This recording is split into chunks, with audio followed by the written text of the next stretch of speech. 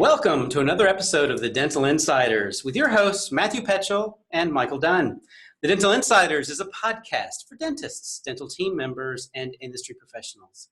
We'll share stories and lessons from clinicians and industry visionaries with the goal of providing an entertaining and informative look at the industry we share. And our guest today is Travis Rodgers from drdds.com. Welcome, Travis.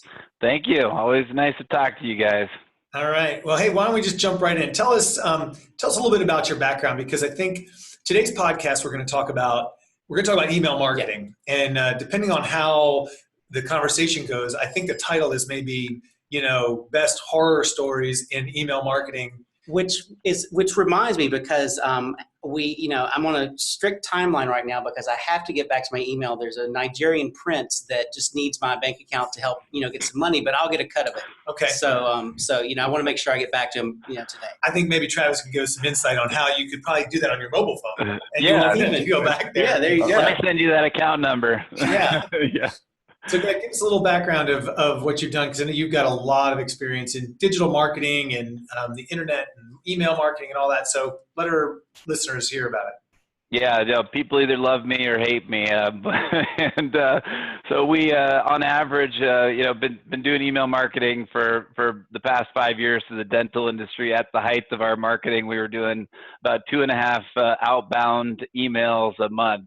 So definitely some great horror stories, some success stories. Can talk about tips for success as well. So thanks guys for having me. And if we want to, we can jump right in. And I think what we want to talk about starting out was potentially even some of the subject line do's and don'ts and some of the horror stories that we have for subject lines. So Michael and I, we both have, Michael's worked at manufacturers, and I've been at an agency and had to work with manufacturers. And there's always seems to be a lot of, smart people in the room who think they know everything about everything. So let's go through, and we thought this podcast would be a little less Q&A. Ours is normally a Q&A where we kind of unravel a person and get them nervous, and then ask them questions that make them feel uncomfortable. But I think, I think today it's more, really a conversation around email marketing, because inboxes are so glutted and so full today, and quite frankly, full with a lot of poor messaging or bad messaging. And I think Travis, with his experience and what he sees every day and what his team is doing every day, can really share a lot of insights applicable to both people on the industry side and dentists about, just as you put it, do's and don'ts about email marketing. Yeah, we could call this best practices. We call it do's and don'ts, but I think we're going to try to go with horror stories. So Travis is going to, I think, share his screen a little bit. So if you're just listening to the audio podcast, we'll try to walk you through some of the things that we're talking about. But if you have a chance to watch the video, it's on our YouTube channel, which you might be able to follow along a little better with the visual. But go ahead, Travis. Let's roll. Sure. Yeah, absolutely. So, we've all seen it. We've all received these emails, the Nigerian people asking for account numbers and things like that. The important thing is, no matter what you're doing, you got to keep it short. So again, lots of horror stories of people that want to basically put an entire email in their subject line. And no one wants to read that. No one wants to receive those. Trying to pack in their names. I think people are getting smarter as well about automated tools and the ability to personalize everything inside of an email. So putting people's names in the subject lines. Some of those cheesy tactics are just horror stories. If you're adding all that in, it's something to reconsider. So like I said.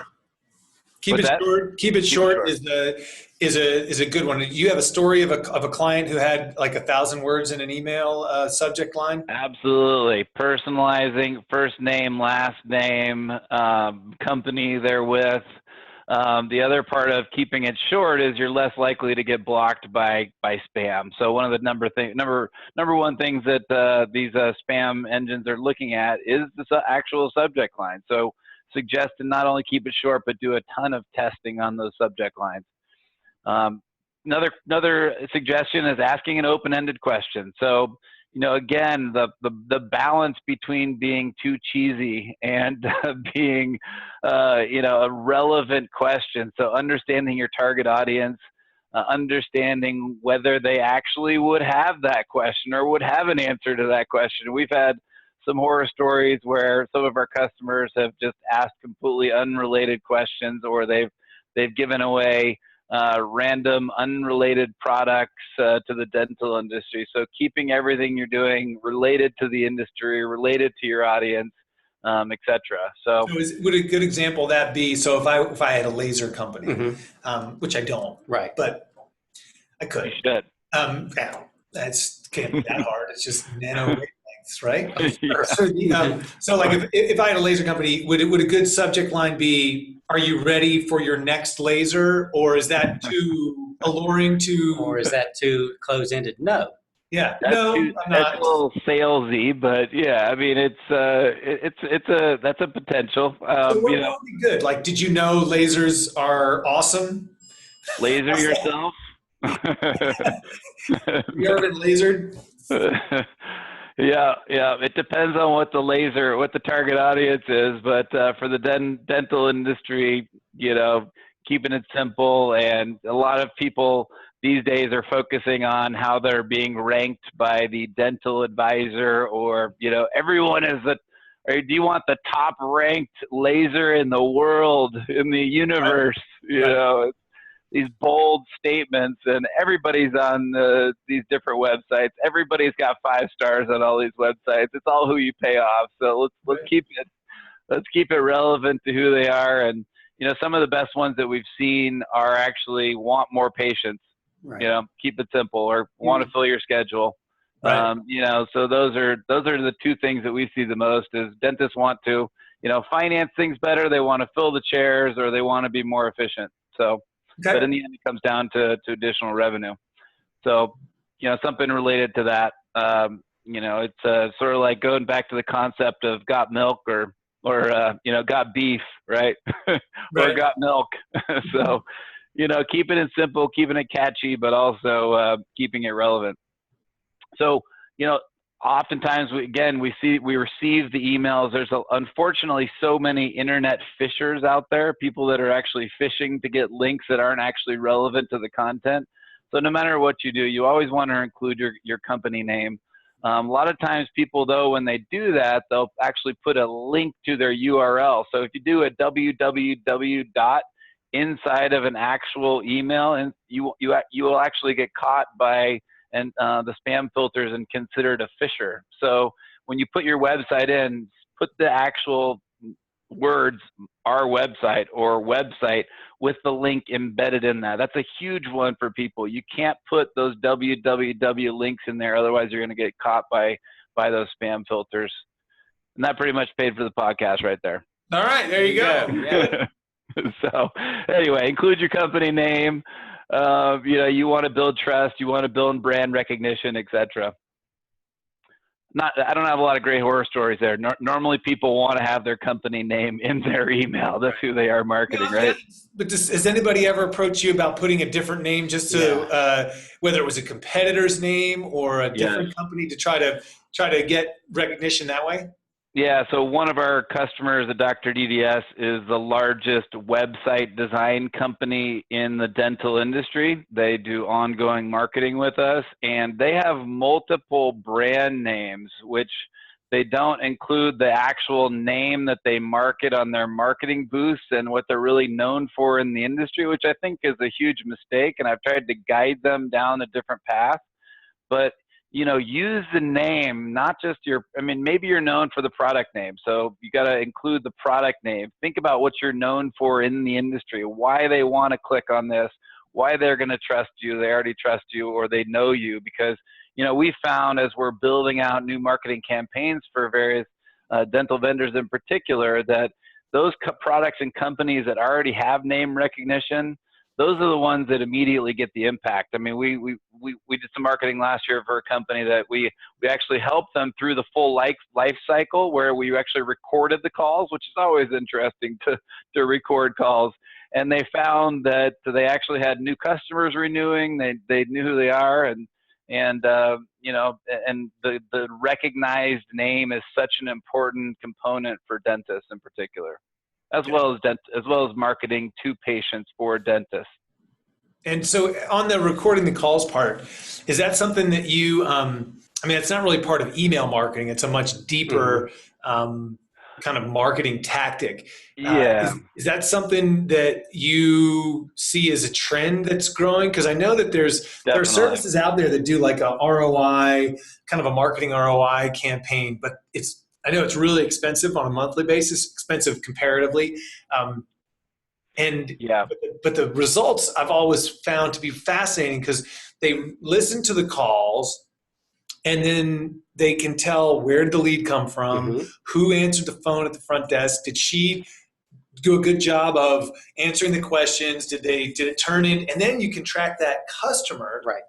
all the way through the end. And if that customer turns out to be let's say a high paying, a good customer that stays around and buy, does good services with you, then we can tie it back to all we gotta do is look back in the Right. report, and they came in through that postcard that we did, which we weren't sure if that postcard ever brought anybody in, but turns out that postcard Really worked. really worked. So now Yeah. we can stop paying Travis for email marketing because this is the postcard that worked. Yeah, no, exactly. It's for me, and it's really defining what drives the revenue. I mean, so it's full for us. It's the full life cycle of the sale. So we get more customers based on the revenue that they bring in. So we help them through the full sales funnel process Right. as well. So not Cool. just the blasting, and there's a lot of testing and things like that. That's a longer How conversation. important is testing? You've mentioned testing a few times. Twice now, and yeah. I would guess the majority of our listeners they understand testing. I think we all understand testing. It's kind of like Theoretically, I think everybody's for people it. get it and understand it, but Yeah. but how does whether I'm a dentist emailing to My my patients. patient base or to whatever database I use, Right. or if I'm a manufacturer, what are the mechanics involved? How do I go about testing my subject lines? Yeah, everyone should be doing testing. I mean, I suggest it comes down to laziness, honestly. You got a lot of lazy people that want to just send one blast out. They want to only build one and they don't want to test multiple. Testing multiple subject lines is easy. Testing different content is harder because basically you have to go through and rebuild the content, what have you. So test both is the answer. I mean, there's tools out there. Any email tool should be able to do it well. If they're not, then give me a call. I'll let you guys know which ones are that will work better for you. Cool. So, And yeah, when you say there are these testing tools, is it giving you a projection or an estimation of, for instance, of which subject line would be Yes. would work better, or are you actually sending them out to samples of a database? So both actually. A typical testing process and delivery for us, we send potentially 4 different tests out to the same database. And if you're using the right tools, you can actually test them all out. And the one that has the best delivery to the small audience at the beginning actually auto sends to the entire audience. Okay. So yeah, there's and then there's also a ton of other tests and spam tests and bulk email checkers and things like that. One of the biggest things that people don't do that they should do is make sure the emails are good emails and clean out the bad emails and that type of thing. So yeah, And make sure links work. Yeah. I've seen those too, where an email goes out and then the link doesn't work. It's Oh yeah. How'd that happen? Test it. Yeah. I've seen where companies had an email and it looks like they're trying to link to a landing page, and they didn't realize that you actually have to have the landing page. You just can't put .com/something and expect that it's going to work unless you have something on that page. Right. Yep. I'm curious. I use Gmail. I know that a lot of people use Gmail. And any tips that you have for how do you get your email to land in my inbox and not the promotions tab? So it didn't go to spam, but it went to promotions. And I don't know about you, but I don't regularly check my promotions tab. No, not as often. Yeah, again, that comes back to in some of the tools we use. There's some robust tools like Email on Acid and bulk email checker and some of these tools that are out there. There's a ton of tools, and happy to follow up and send you guys a list of tools that are out there to ensure that. But that's how we do it. There's no way. I mean, a lot of it's both an art and a science. I mean, as I've mentioned, we send upwards of, not anymore, but in the past, we send upwards of 2.5 million emails a month. And a big part of it is actually the warm-up process of the messages too, as well. So what we do now is, again, it takes patience and it takes consistency, but the way you get it delivered into your Gmail inbox is warming it up to a smaller audience of Gmail folks, and then sending it out in larger chunks. And so kind of that having patience. You don't have to spray and pray and blast it out to, 200,000 people at one time. That's how it goes into the promotion. What you do is you take a methodical process of sending it to 300 the first day, 600 the next day, and keep doubling it until you get to the numbers that you need. And that message has been warmed up to that audience. So when, the spam filters look at it, said, oh, I've seen it a few places, but not 1,000 times today. Right. Okay, cool. All right. What else you got? Focus on the benefits, keep it simple, a lot of bullet points. In the dental industry as a whole, I mean, dental vendors and dentists as a whole are just very used to getting things for free. And dental vendors hate giving stuff away for free, but I have convinced almost all of my customers that, you want leads. I know you may think that somebody gets free stuff, that they're going to be a low quality customer. But that's not true. You want leads. You want a warm body to either click on that email or pick up the phone and call you. And then it's your job to convert them to a higher paying customer, right? So the dental industry as a precedent has been it's been set that dentists get stuff for free. Again, I've recorded calls. I've listened to them with my customers. I've tracked everything. And one of our customers, Hunza Dental, they sent out an initial email, nothing for free, and then they did a free instrument, simple, inexpensive for them, and they got about a 50x return on that marketing asset. So it was unfortunately or fortunately, you got to give stuff away to free. Dentists get upset if they don't. Promotions work. Yeah, they work so well. Gmail decided to segregate them. Yeah, to call that a tab inside their program. Yeah. All right. So I know we talked about that. Filter language. I mean, exclamation points. Again, don't make it cheesy, but make it catchy. That's the key. And So if you're talking about, you just said dentists like to receive things for free, but I know, sometimes in a subject line, free is a bad word as I look through my Gmail promotions tab and spam folder. So I guess that's the art part, right? Is you've got to get across the point that there's something for free if they take an action, but you just don't want to blurt out. Well, you just spell free. It's PHREE. Yeah. There you go. Just like fat, huh? That's right. This is a fat promotion. No, but yeah, you definitely there's words. I've definitely spent a lot of time in the thesaurus with my customers on how you use different words, and again, good tools and good experience kind of lends you to free, and anything financial typically gets blocked. So don't do that. Yep. Any kind of sales language as a whole. I mean, that brings us to the next point there. And then also, deceptive subject lines, keep it specific to what you actually do. Keep it, again, interesting, but no all caps either. That got popular for a while, and urgent and exclamation, stay away from that stuff. No one wants to, you lose trust in your audience, especially since I just told you as one of the first things, you want to put your company name on it. You got to be proud of it as well. So shouting at your customer probably doesn't work. No. Well, it depends. Some people are into that. It works for some. Yeah. Have a different conversation with my wife about that, but that's beside the point. So good stuff. Is this white paper available on your website if people want to download it? Yeah, it sure is. Okay, yep. So your website's drdds.com, right? Yep, drdds.com. Got it. So maybe we should send an email to our listeners with all caps in the subject: free, free white paper. Free DDS, I think is what it is. Yeah, exactly. Click here now. Click here now, www.drdds.com. Yeah, we're going to put the Henry Schein logo on the top too, just to be even more deceptive. Buy now. Yeah. Buy now. Yeah, let's do it. All right. Free. Yeah, we have a couple other white papers for you as well, but yep, that's a good start. Very cool. So what is, we got to wrap it up because we're hitting our limit. We try to keep these nice and brief so people can listen to them in the shower.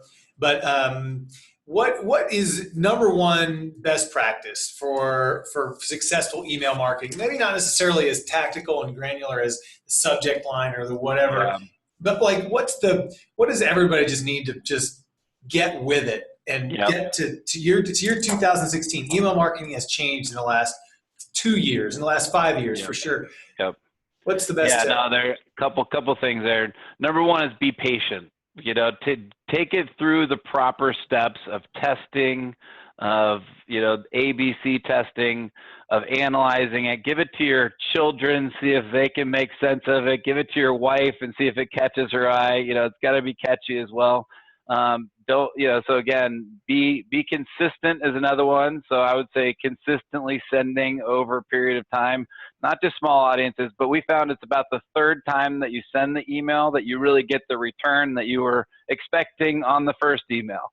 So, it's hard to convince people if it doesn't get you the return on the first one, but it takes 3 times. And as we know, marketing, it's really 9 touches. So if a company doesn't know who you are, then you really need to probably send 9 before you're going to get that customer you're looking for. Right. So patience and consistency. Good advice. Well, I think our listener showers are over. That's right. I didn't realize that we were in the shower with so many people. I'm certain we probably are. Okay, well, that wraps up another episode of the Dental Insiders Podcast. Please share this with your colleagues and friends. And we want to thank again Travis Rodgers for his insight and the fun dialogue on email marketing. It's important. It doesn't seem like it's going away, and we just all have to keep learning how to get better at it. So we thank you for your insight. All right. Thanks, guys. All right. Thank you. Until your next shower. All right.